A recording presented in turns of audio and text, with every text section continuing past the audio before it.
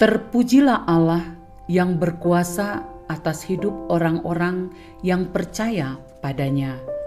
Hari ini Sabtu 26 April 2025. Para pendengar renungan Oasis Fajar yang dikasihi Tuhan, mari kita berdoa. Ya Allah, ya Tuhan kami, saat ini kami menghampiri hadirat-Mu yang kudus, memohon tuntunan Allah untuk kami dapat memahami firman Tuhan pada saat ini. Berikan kepada kami kemampuan itu ya Allah. Dalam nama Tuhan Yesus kami berdoa. Amin.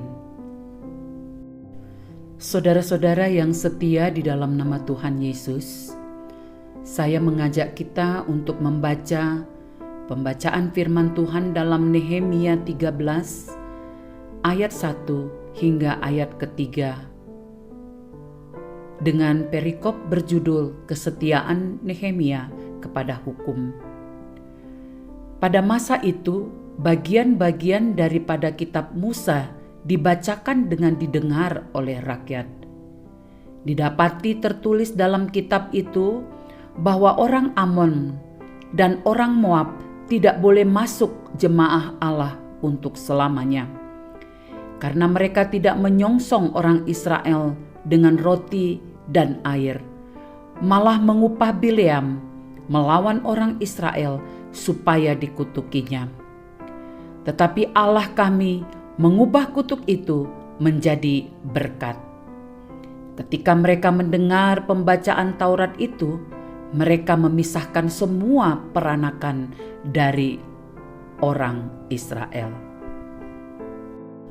Kutuk menjadi berkat adalah judul renungan kita hari ini yang diambil dari ayat penekanan Nehemia 13 ayat 2b. Tetapi Allah kami mengubah kutuk itu menjadi berkat. Allah kita adalah Allah yang berdaulat, yang mampu membalikkan keadaan buruk menjadi sesuatu yang mendatangkan kebaikan bagi umatnya. Nehemia 13 ayat 1-3 menceritakan kembalinya bangsa Israel dari pembuangan Babel, menghadapi tantangan untuk menjaga kesucian umat Allah. Mereka menemukan dalam hukum Taurat bahwa orang Amon dan Moab tidak boleh bergabung dengan jemaah Allah. Mengapa? Karena kedua bangsa itu pernah menolak membantu orang Israel saat mereka dalam perjalanan keluar dari Mesir. Bahkan mereka sampai menyewa Bileam untuk mengutuk bangsa Israel. Apa yang tampaknya adalah akhir bagi Israel ketika Bileam diminta untuk mengutuk mereka, justru menjadi momen untuk menunjukkan kuasa Allah. Allah tidak hanya menggagalkan rencana jahat, tetapi juga menjadikannya alat untuk memberkati umatnya. Hal ini mengingatkan kita bahwa dalam setiap situasi, Allah yang tetap memegang kendali. Saudaraku, mengapa Allah mengubah kutukan jadi berkat? Ya, karena Allah itu penuh kasih. Allah itu penuh kasih dan selalu ingin yang terbaik untuk umatnya. Allah itu adil. Keadilan Allah tidak berarti memberikan kepada kita apa yang kita layak terima dalam arti dosa kita, melainkan memberikan kepada kita apa yang kita butuhkan sebagai anak-anaknya, yaitu berkat. Allah itu mulia. Allah ingin kemuliaannya dinyatakan dalam hidup kita.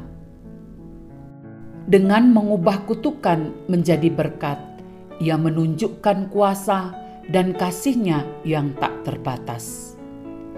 Apa yang bisa kita pelajari? Percaya pada Allah.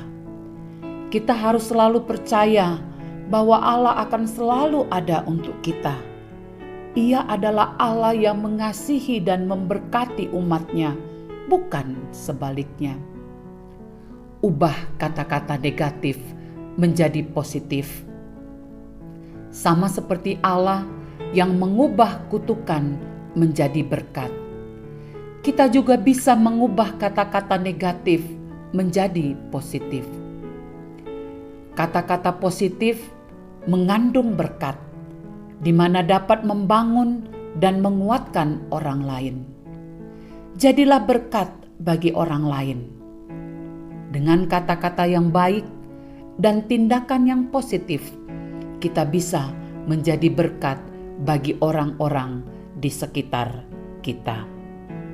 Penegasan: kita dipanggil untuk percaya pada kebaikan Allah dalam segala situasi. Saudara-saudaraku, mari kita berdoa.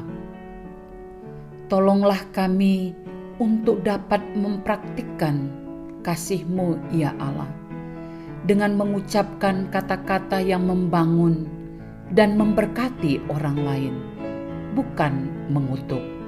Dalam nama Tuhan Yesus. Amin. Saudara-saudaraku, demikianlah renungan Oasis Fajar pada hari ini. Tuhan memberkati kita melalui kata-kata yang menguatkan orang lain. Amin.